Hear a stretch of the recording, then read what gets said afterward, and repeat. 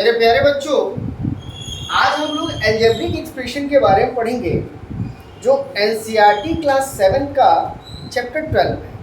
देखिए, बहुत सारे बच्चों को अलजेब्रिक एक्सप्रेशन में प्रॉब्लम आता है और आना जेन्युइन भी है, लेकिन हम इसको आज समझेंगे कि अलजेब्रिक एक्सप्रेशन होता क्या है और टॉपिक वाइज समझेंगे और आज इसको क्लियर करेंगे कि अलजेब्रिक एक्सप्रेशन में कोफिशिएंट क्या होता है, कांस्टेंट टर्म क्या होता है, वेरिएबल क्या होता है, लाइक अनलाइक टर्म्स क्या होते हैं, मोनोमियल्स, बाइनोमियल्स, ट्राइनोमियल्स क्या होते हैं और साथ में इनका एडिशन कैसे किया जाता है, सब्ट्रैक्शन कैसे किया जाता है, मल्टीप्लिकेशन कैसे किया जाता है और डिवीजन कैसे किया जाता है। देखिए, मैं इसका 2 वीडियो बनाऊंगा। आज के लेक्चर में हम सिर्फ चीज़ों को इंट्रोड्यूस कराएंगे आपसे कि क्या कैसे किस तरीके से होता है। दूसरे वीडियो में इससे रिलेटेड एडिशन, सब्ट्रैक्शन, मल्टीप्लिकेशन और डिवीज़न किस तरीके से किया जाता है हम उसके बारे में डिस्कस करेंगे। तो देखिए, जैसा कि बोर्ड पे लिखा हुआ है अलजेब्रिक एक्सप्रेशन, कि अलजेब्रिक एक्सप्रेशन होता क्या है। तो देखिए, अलजेब्रिक एक्सप्रेशन को जानने से पहले हम 2 चीज़ों के बारे में जान लें कि होता क्या है। पहला जो होता है जिसको हम लोग कहते हैं कांस्टेंट टर्म। अब जरा बहुत ध्यान से समझिएगा कि कांस्टेंट टर्म्स क्या होता है। जो आपने कभी देखा होगा कि जब अलजेब्रा पढ़ते होंगे तो आपने लिखा होगा 5ab या 5a। तो देखिए, 5a जो लिखा हुआ है इसको हम तो पढ़ तो लिए कि 5a, लेकिन इस 5 में 2 चीज है। 5 जो होता है ये हमारा कांस्टेंट है और जो a जो है ये हमारा वेरिएबल है।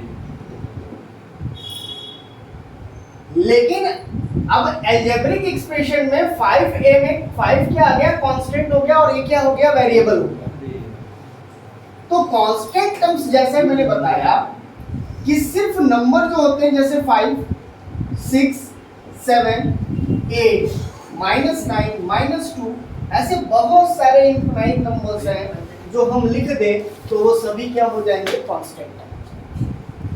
अगर हम वेरिएबल की बात करें तो वेरिएबल जो होते हैं ये हम इंग्लिश के जो अल्फाबेट होते हैं A to Z, जब हम उसको स्मॉल लेटर में लिखते हैं तो उसी को वेरिएबल कहते हैं। जैसे कि A हो गया, D हो गया, C हो गया, D हो गया, डैश डैश डैश, कहाँ पे बच्चों चेक।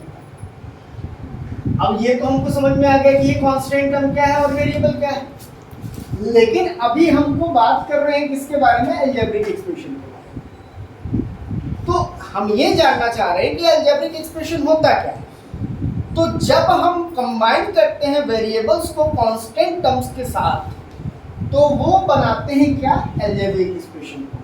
जैसे कि फॉर एग्जांपल, अगर हम मान लीजिए कि हमारे पास हम एक एक्सप्रेशन लेते हैं कि हम x और +5, तो x और 5 दोनों आपस में मिल करके यही जो होगा इसी को हम लोग क्या कहेंगे, अलजेब्रिक एक्सप्रेशन। यानी कि जब कोई डिफरेंशियल पूछेगा कि अलजेब्रिक एक्सप्रेशन क्या होता है, तो जब हम वेरिएबल को कांस्टेंट सम के साथ जोड़ते हैं तो वही फॉर्म करता है क्या, अलजेब्रिक एक्सप्रेशन। अब देखिए, ये हमारा अलजेब्रिक एक्सप्रेशन ऐसे बहुत सारे लिख सकते हैं, जैसे 2x³ + 3x² + 5, ये भी हमारा क्या है, अलजेब्रिक एक्सप्रेशन। तो ये तो बात हो गई अलजेब्रिक एक्सप्रेशन की। आपको कांस्टेंट टर्म समझ में आ गया, वेरिएबल्स समझ में आ गया, और मैंने आपको डिफिनेशन बताया अलजेब्रिक एक्सप्रेशन का कि when constant terms combined with variable तो they form what, algebraic expression. अब इसके बाद जो नेक्स्ट टॉपिक है terms of an algebraic expression, कि टर्म्स क्या होते हैं अलजेब्रिक एक्सप्रेशन। भाई, अलजेब्रिक एक्सप्रेशन के टर्म्स में जरा समझिएगा कि टर्म्स ऑफ अलजेब्रिक एक्सप्रेशन,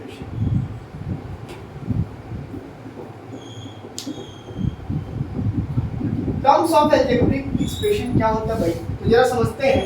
तो टर्म्स ऑफ अलजेब्रिक एक्सप्रेशन में जैसे मान लीजिए कि एक हमने और जैसे मान लीजिए कि 2a है और प्लस 5 है, तो 2a को जब हम प्लस के साथ कंबाइन कर दिए 5 को, तो यही हो गया अलजेब्रिक एक्सप्रेशन का टर्म। तो इसमें कितने टर्म्स है भाई? तो इसमें टर्म्स 2 हो गए। अगर मान लीजिए कि 2a plus 5b minus c है, तो ये भी हमारा टर्म्स है, लेकिन कितने टर्म्स है इसमें? 3।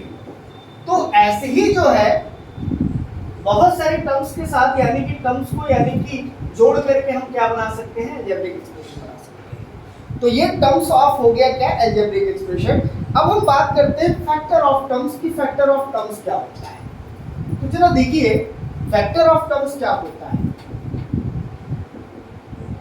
अच्छा, एक चीज ध्यान दीजिएगा कि टर्म्स ऑफ अलजेब्रिक एक्सप्रेशन में, जैसे मान लीजिए कि अगर हमारे पास 2xy है और माइनस 5x है, तो जब इस टर्म्स को, यानी ये तो हमारा एक्सप्रेशन है,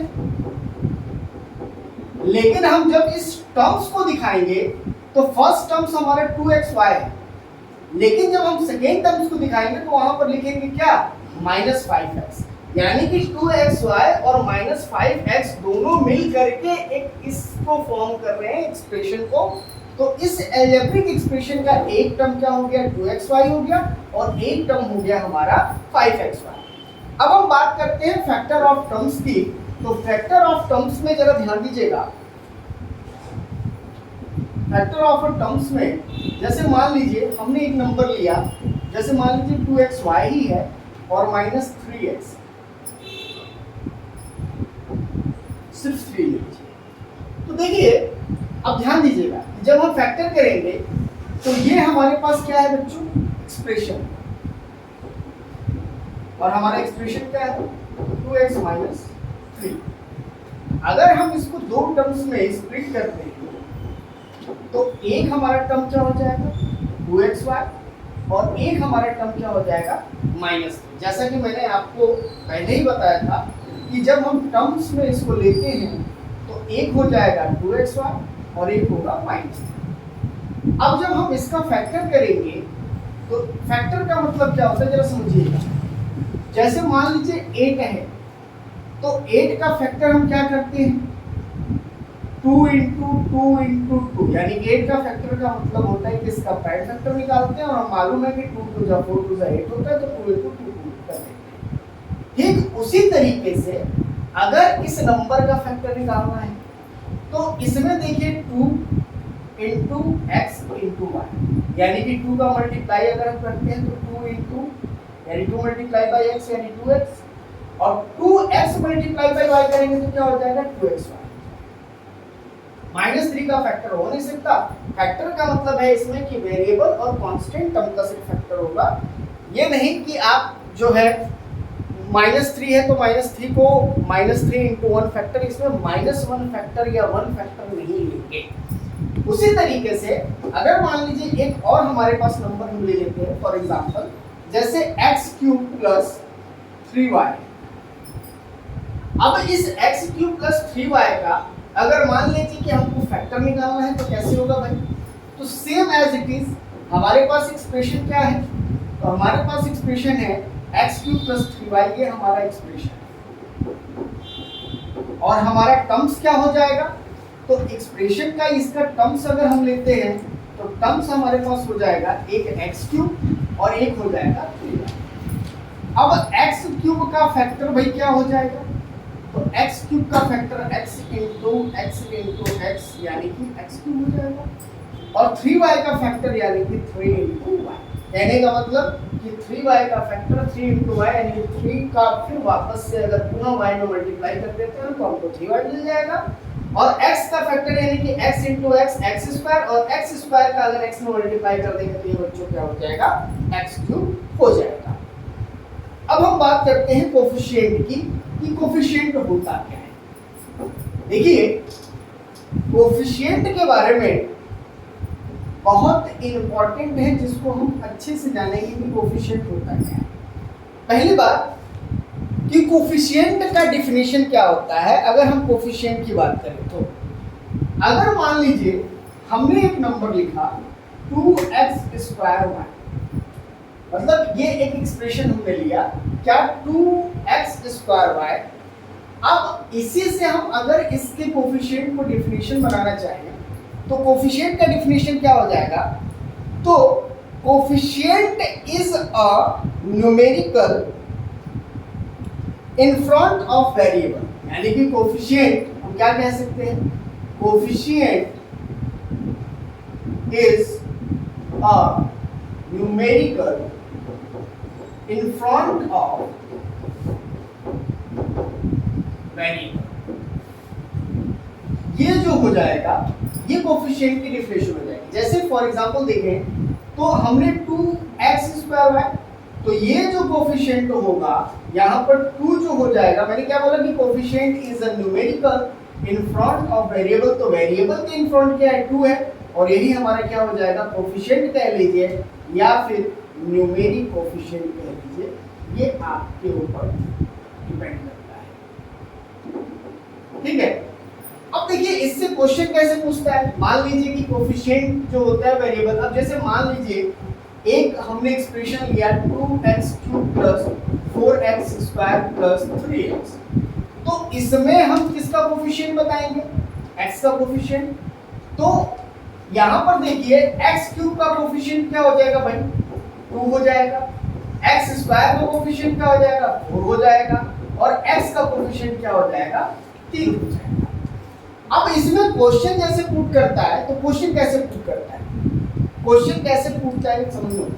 जैसे 4x² y² है, अब इसमें कह दिया कि y² का कोफिशिएंट क्या होगा, तो y² का जो कोफिशिएंट होगा यानी कि y² को हम लोग हटा देंगे और बचा हुआ 4x² जो हो जाएगा वो आपका y² का कोफिशिएंट हो जाएगा। तो हम क्या लिखेंगे यहाँ पर कि y² क्या लिखेंगे 4x² is the coefficient of, इसका कोफिशिएंट होगा बच्चों तो ये हो जाएगा y²।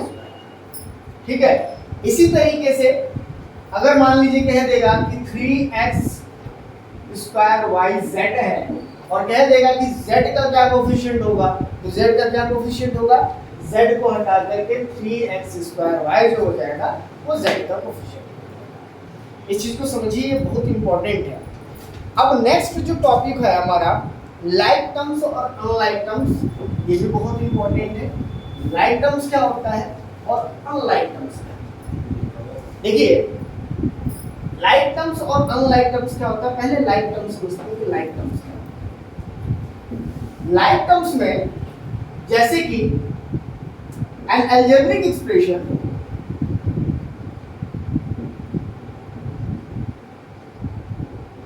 which have same literal coefficient,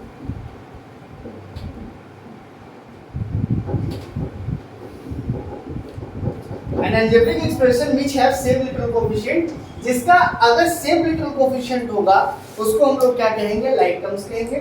जैसे for example 3x 5x 6x, ये सभी बच्चों क्या है, सभी का देखिए literal coefficient x x x है, इसलिए ये क्या हो जाएगा, लाइक टर्म्स हो जाएगा। अगर मान लीजिए अनलाइक टर्म्स की बात करें तो अनलाइक टर्म्स क्या हो जाएगा, तो अनलाइक टर्म्स इसका जस्ट अपोजिट, अनलाइक टर्म्स इसका जस्ट क्या हो जाएगा, अपोजिट, यानी कि N algebraic expression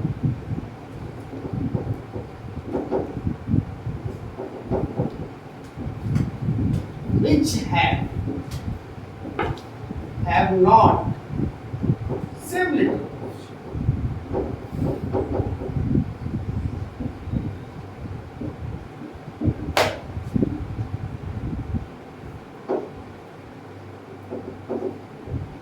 is called unlike terms. जैसे for example 2x², 3x², 4xy, देखिए इन सभी एक्सप्रेशन में किसी का एक्सप्रेशन है अलजेब्रिक लिटरल कोफिशिएंट x² है, किसी का x³ है और किसी का xy है, तो दैट्स व्हाई यहाँ पर कह सकते हैं कि ये क्या है, अनलाइक टर्म्स है। क्यों, क्योंकि इनका जो लिटरल कोफिशिएंट है वो सेम नहीं है। ठीक है। अब क्वेश्चन कैसे इससे रिलेटेड पुट करता है, तो अभी हम जब एक्सरसाइज देखेंगे तो हम आपको बताएंगे कि इससे रिलेटेड क्वेश्चन कैसे पुट करेगा। जैसे कि आपको बहुत सारे एक्सप्रेशन एक साथ लिख करके दे देगा और कह देगा कि आइडेंटिफाई लाइक टर्म्स, यानी कि लाइक टर्म्स को आइडेंटिफाई करिए कि लाइक टर्म्स कौन सा होता है। ठीक है, बहरहाल अब आते हैं नेक्स्ट टॉपिक पे, और वो जो टॉपिक है उसको हम लोग कहते हैं कि जो अलजेब्रिक एक्सप्रेशन होता है इसके एक्सप्रेशन कैसे होते हैं। मोनोमियल्स होता है, बाइनोमियल्स होता है,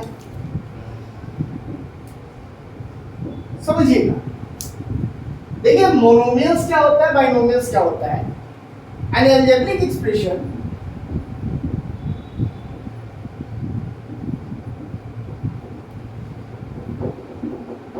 which have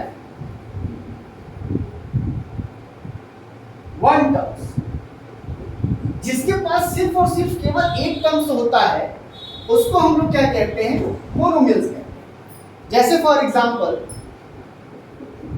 2x 3x square 4xyz, तो ये सभी जो होंगे ये सभी जो है क्या है, मोनोमियल्स हैं। कॉमा से हमने सेपरेट किया है। अब यहां पर देखिए बाइनोमियल्स क्या होता है। बाइनोमियल्स हम कहते हैं कि N algebraic expression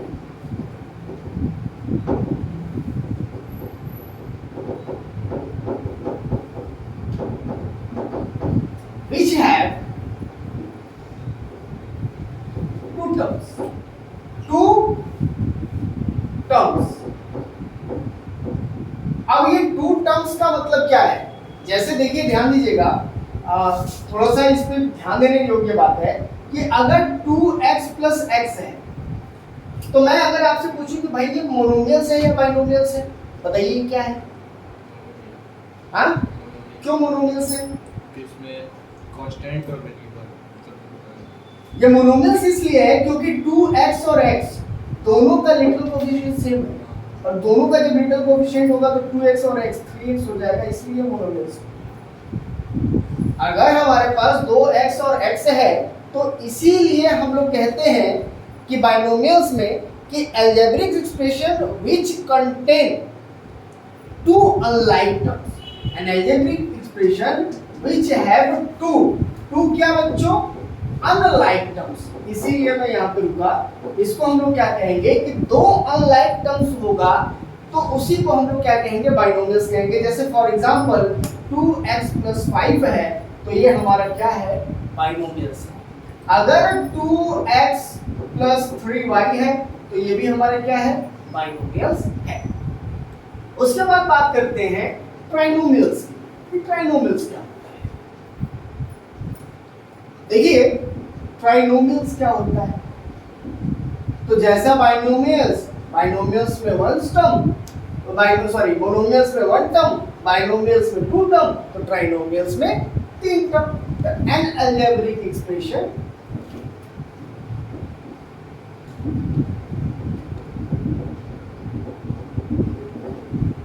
which have three terms कह लीजिए या थ्री डिफरेंट टर्म्स कह लीजिए, उसी को हम लोग क्या कहते हैं, ट्राइनोमियल्स कहते हैं। जैसे फॉर एग्जांपल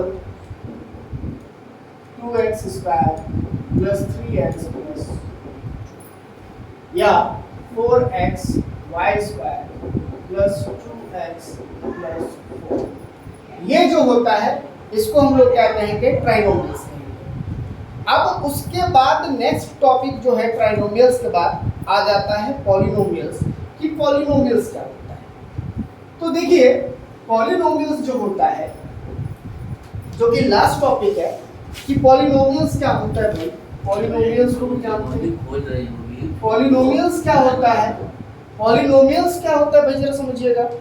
तो पॉलिनोमियल्स में कहेंगे कि एन एक्सप्रेशन विच वन और मोर टर्म्स इज कॉल्ड, मतलब an expression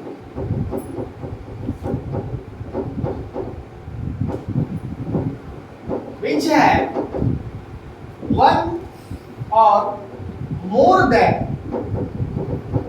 one terms are known as polygroups.